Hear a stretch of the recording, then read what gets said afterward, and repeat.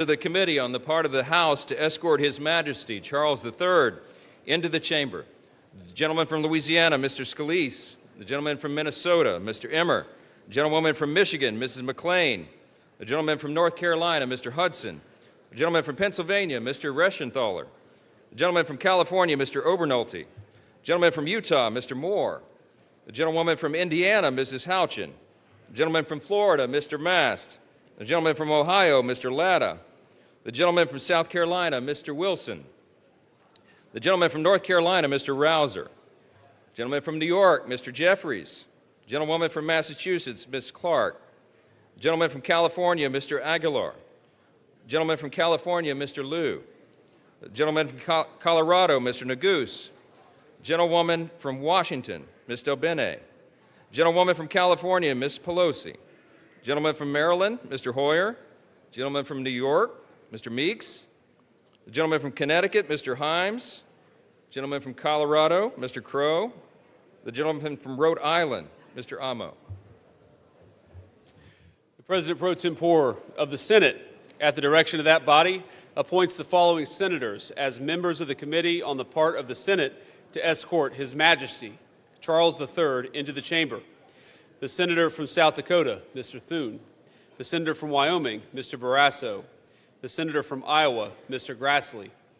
The senator from Arkansas, Mr. Cotton. The senator from West Virginia, Mrs. Capito. The senator from Oklahoma, Mr. Langford. The senator from South Carolina, Mr. Scott. The senator from Idaho, Mr. Risch. The senator from New York, Mr. Schumer. The senator from Illinois, Mr. Durbin. The senator from Minnesota, Ms. Klobuchar. The senator from Washington, Mrs. Murray. The senator from Wisconsin, Ms. Baldwin. And the senator from New Hampshire, Mrs. Shaheen. All members of the escort committee will exit the chamber through the lobby doors.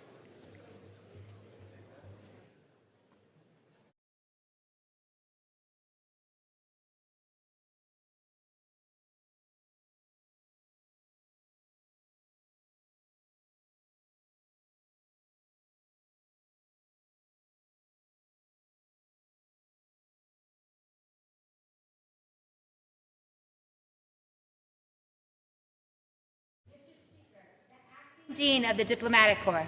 We never know who this is.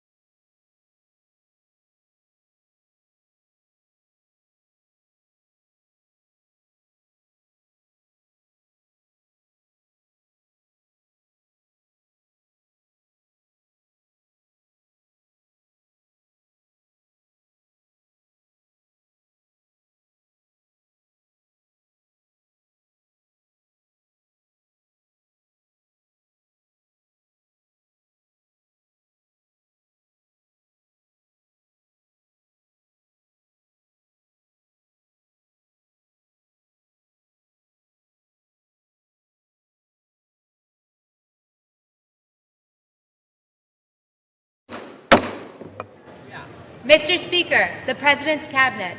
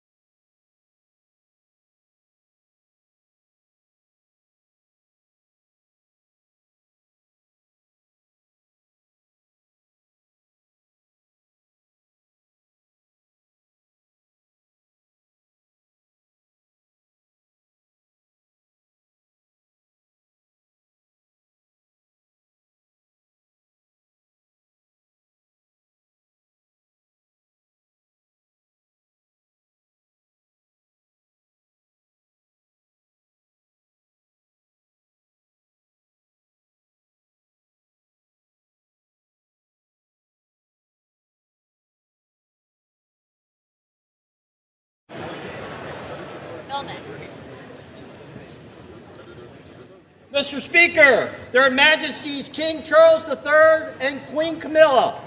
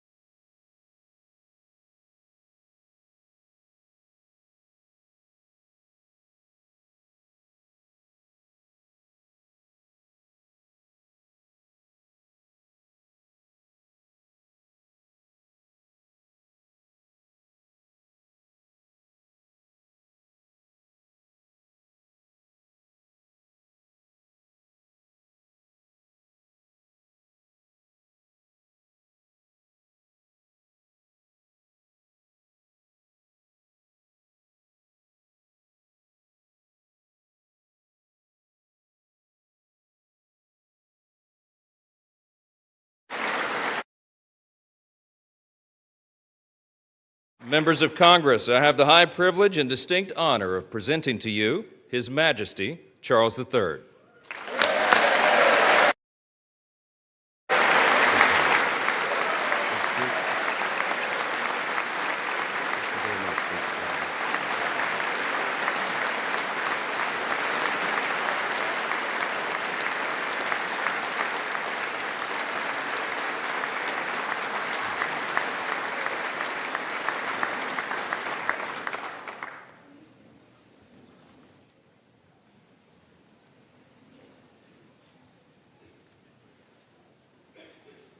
Mr. Vice President, Mr. Speaker, members of Congress, representatives of the American people across all states, territories, cities, and communities. I would like, if I may, to take this opportunity to express my particular gratitude to you all for the great honor of addressing this joint meeting of Congress, and on behalf of the Queen and myself, to thank the American people for welcoming us to the United States to mark this semi-quincentennial year of the Declaration of Independence. And for all of that time,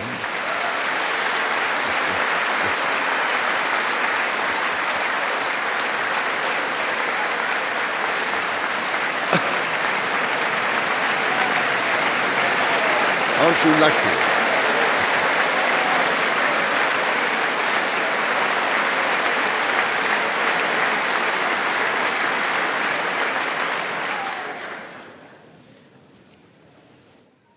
And for all of that time, our destinies as nations have been interlinked. As Oscar Wilde said, we have really everything in common with America nowadays, except, of course, language. So, ladies and gentlemen, we meet in times of great uncertainty, in times of conflict from Europe to the Middle East, which pose immense challenges for the international community. and whose impact is felt in communities the length and breadth of our own countries. We meet, too, in the aftermath of the incident not far from this great building that sought to harm the leadership of your nation and to foment wider fear and discord. Let me say with unshakable resolve, such acts of violence will never succeed.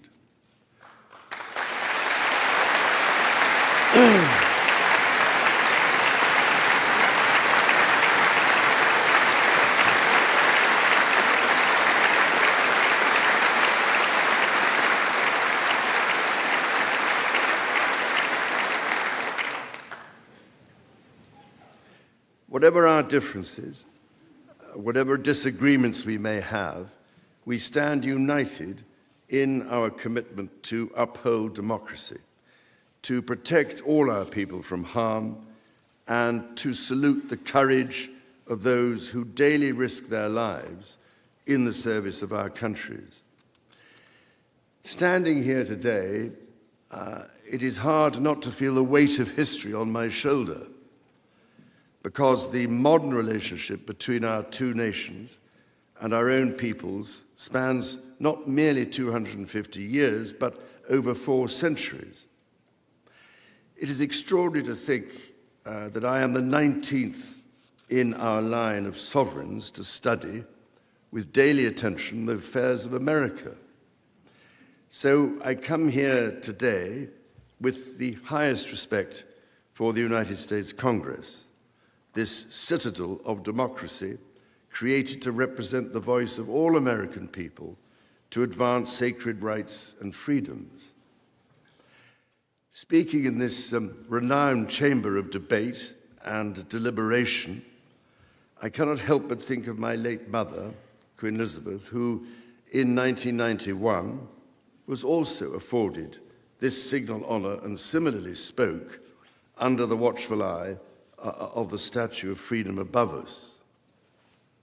Today, I am here on this great occasion in the life of our nations to express the highest regard and friendship of the British people to the people of the United States. Now, as you may know, when I address my own Parliament at Westminster, we still follow an age-old tradition and take a Member of Parliament hostage, holding him or her at Buckingham Palace until I am safely returned. These days, we look after our guests rather well, to the point that they often do not want to leave. I don't know, Mr. Speaker, if there were any volunteers for that role here today. As I look back across the centuries, Mr. Speaker, there emerge certain patterns, certain self-evident truths from which we can learn and draw mutual strength.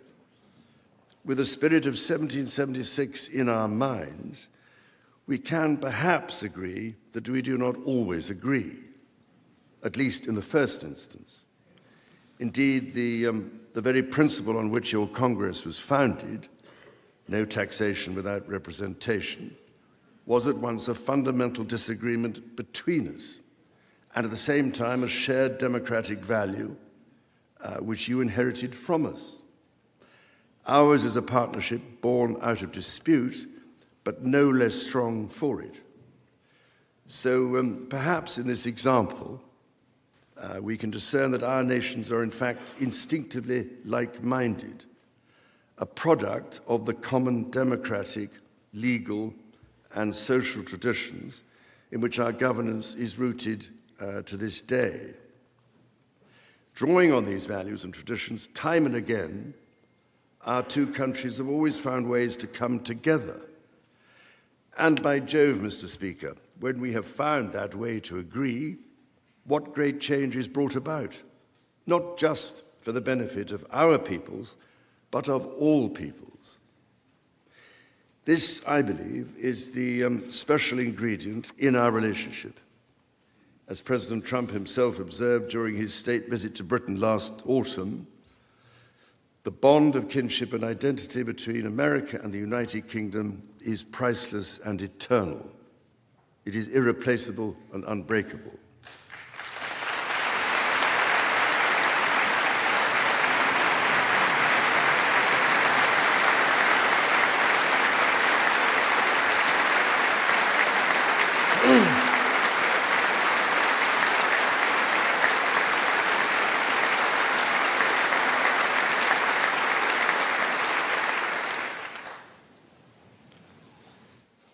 Mr. Speaker, this is by no means my first visit to Washington, D.C., the capital of this great republic.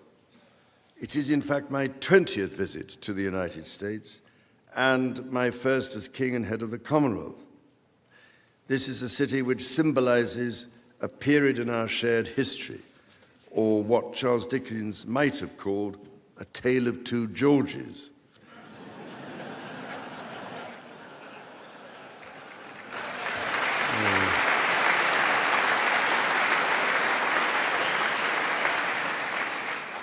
The first president, George Washington, and my 5 times great-grandfather, King George III. King George, as you know, never set foot in America, and please rest assured, ladies and gentlemen, I am not here as part of some cunning rearguard action.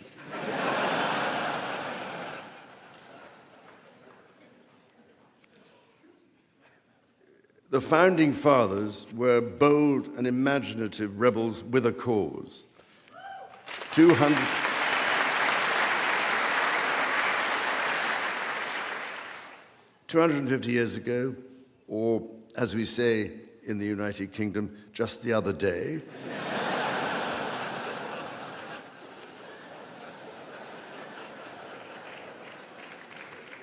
they declared independence. By balancing contending forces and drawing strength in diversity, they united 13 disparate colonies to forge a nation on the revolutionary idea of life, liberty, and the pursuit of happiness. They carried with them and carried forward the great inheritance of the British Enlightenment, as well as the ideals which had an even deeper history in English common law and Magna Carta.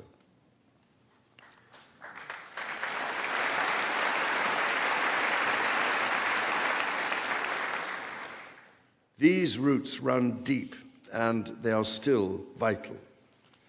Our Declaration of Rights of 1689 was not only the foundation of our constitutional monarchy, but also provided the source of so many of the principles reiterated, often verbatim, in the American Bill of Rights of 1791. And those roots go even further back in history. The US Supreme Court Historical Society has calculated that Magna Carta is cited in at least 160 Supreme Court cases since 1789, not least as the foundation of the principle that executive power is subject to checks and balances.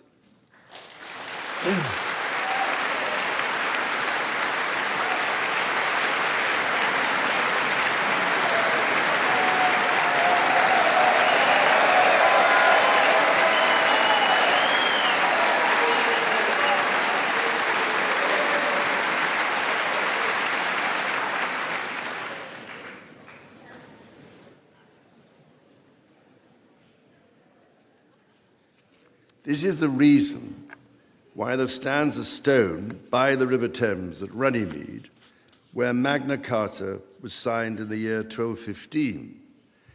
This stone records that an acre of that ancient and historic site was given to the United States of America by the people of the United Kingdom to symbolize our shared resolve in support of liberty and in memory of President John F. Kennedy. Distinguished members of the 119th Congress, it is here in these very halls that this spirit of liberty and the promise of America's founders is present in every session and every vote cast. not by the will of one, but by the deliberation of many, representing the living mosaic of the United States. In both of our countries, it is the very fact of our vibrant, diverse, and free societies that gives us our collective strength, including to support victims of some of the ills that so tragically exist in both our societies today. And, Mr. Speaker, for many here, and for myself, the Christian faith is a firm anchor and daily inspiration that guides us, not only personally,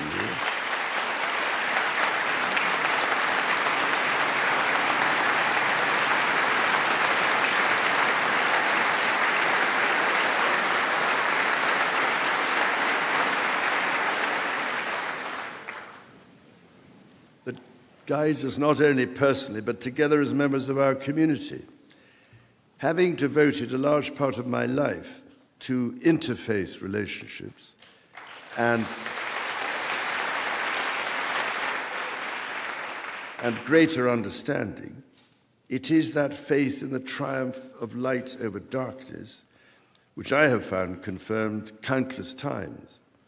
Through it, I am inspired by the profound respect that develops as people of different faiths grow in their understanding of each other.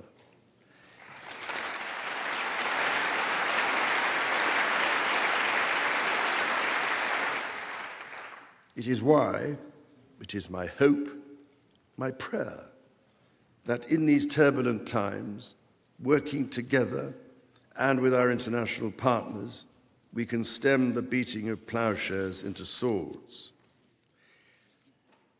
I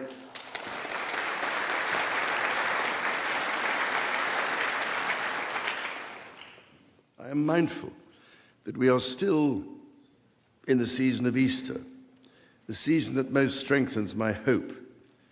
It is why I believe with all my heart that the essence of our two nations is a generosity of spirit and a duty to foster compassion, to promote peace, to deepen mutual understanding, and to value all people of all faiths and of none.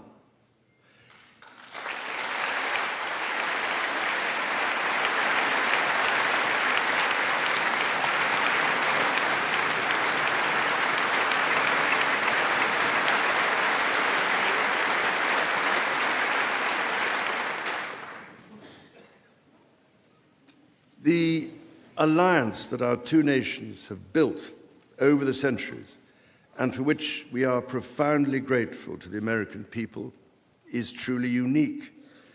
And that alliance is part of what Henry Kissinger described as Kennedy's soaring vision of an Atlantic partnership based on twin pillars, Europe and America. That partnership, I believe, Mr. Speaker, is more important today than it has ever been.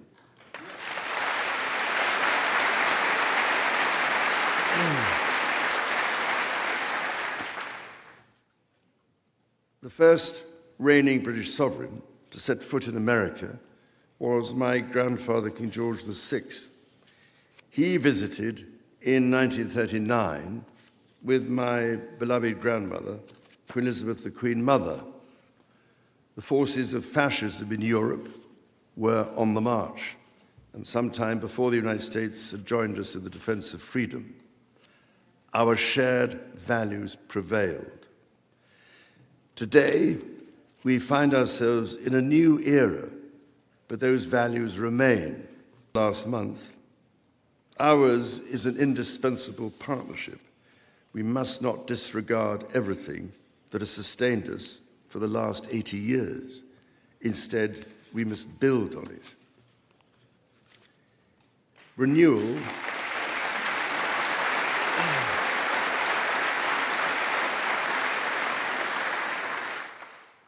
Renewal today starts with security. The United Kingdom recognizes that the threats we face demand a transformation in British defense. That is why our country, in order to be fit for the future, has committed to the biggest sustained increase in defense spending since the Cold War, during part of which, over 50 years ago, I served with immense pride in the Royal Navy, following in the naval footsteps of my father, Prince Philip, Duke of Edinburgh, my grandfather, King George VI, my great-uncle, Lord Mountbatten, and my great-grandfather, King George V. This year, of course, also marks the 25th anniversary of 9/11. This atrocity was a defining moment for America, and your pain and shock were felt around the whole world. During my visit to New York, my wife and I will again pay our respects to the victims, the families, and the bravery shown in the face of terrible loss. We stood with you then, and we stand with you now in solemn remembrance of a day that shall never be forgotten.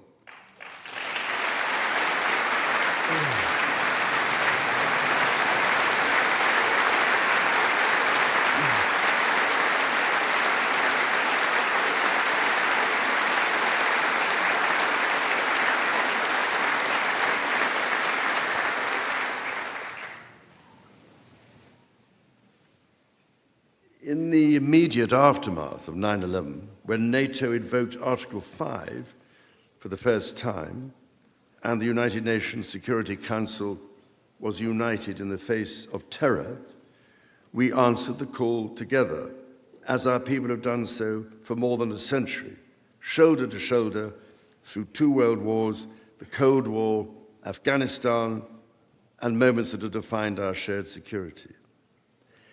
Today, Mr. Speaker, that same unyielding resolve is needed for the defense of Ukraine and her most courageous people.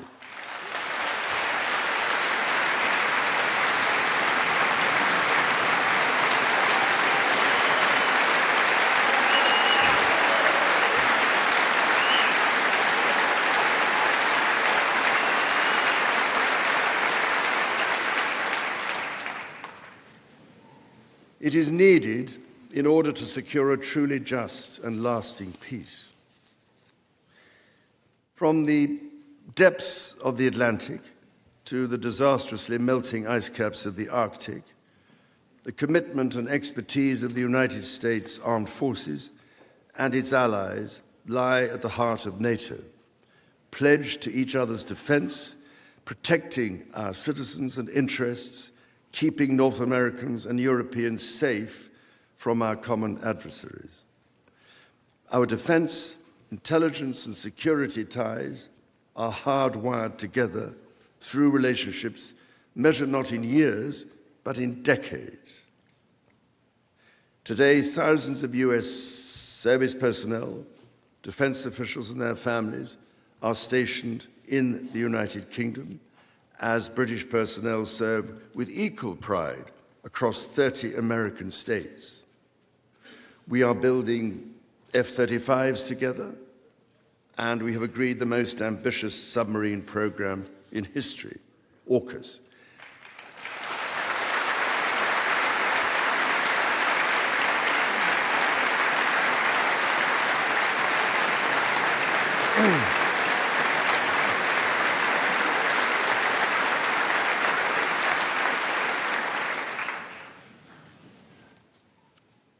And we are doing it in partnership with Australia, a country of which I'm also immensely proud to serve as sovereign.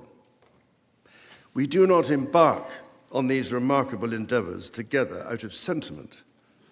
We do so because they build greater shared resilience for the future, so making our citizens safer for generations to come. Our common ideals were not only crucial for liberty and equality, they are also the foundation of our shared prosperity. The rule of law, the certainty of stable and accessible rules, an independent judiciary resolving disputes and delivering impartial justice. These features created the conditions for centuries of unmatched economic growth in our two countries.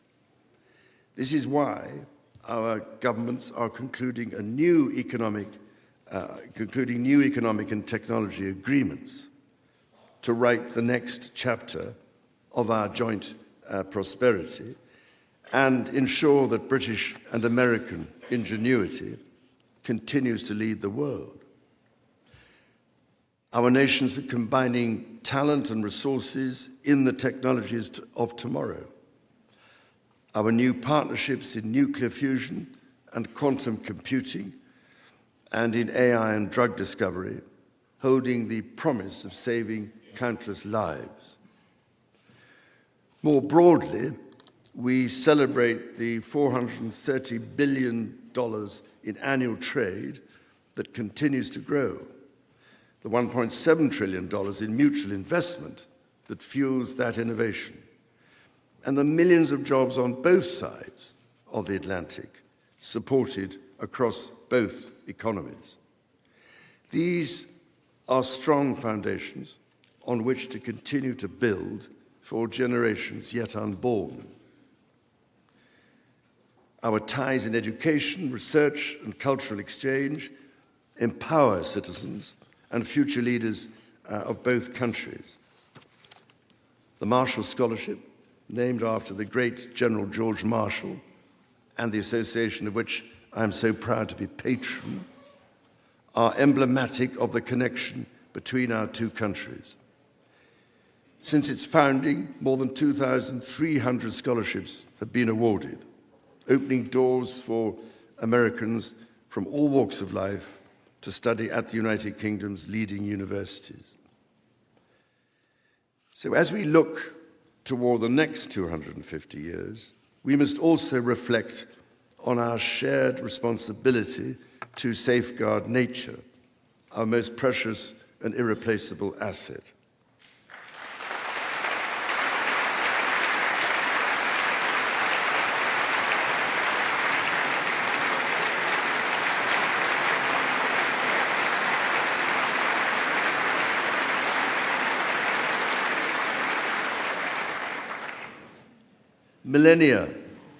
Millennia before our nations existed, before any border drawn, the mountains of Scotland and Appalachia were one, a single continuous range forged in the ancient collision of continents. The natural wonders of the United States of America are indeed a unique asset, and generations of Americans have risen to this calling. Indigenous, political and civic leaders, people in rural communities and cities alike, have all helped to protect and nurture what President Theodore Roosevelt called the glorious heritage of this land's extraordinary natural splendor, on which so much of its prosperity has always depended. Yet, even as we celebrate the beauty that surrounds us, our generation must decide how to address the collapse of critical natural systems, which threatens far more than the harmony and essential diversity of nature. We ignore at our peril the fact that these natural systems, in other words, nature's own economy, provide the foundation for our prosperity and our national security.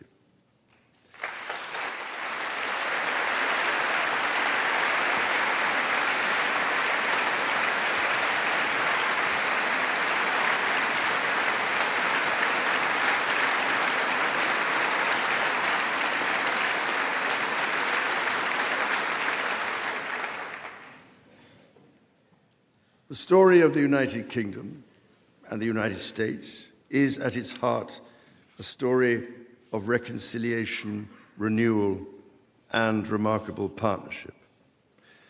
From the bitter divisions of 250 years ago, we forged a friendship that has grown into one of the most consequential alliances in human history. I pray with all my heart that our alliance will continue to defend our shared values with our partners in Europe and the Commonwealth and across the world. And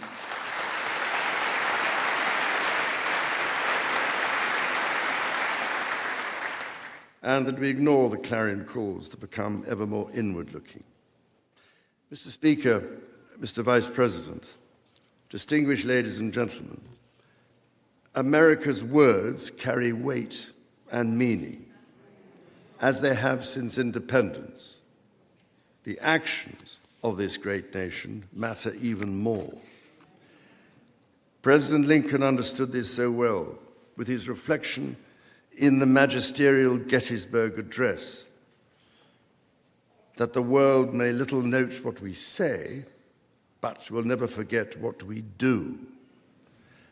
And so to the United States of America, on your 250th birthday, let our two countries rededicate ourselves to each other in the selfless service of our peoples and of all the peoples of the world. God bless the United States, and God bless the United Kingdom.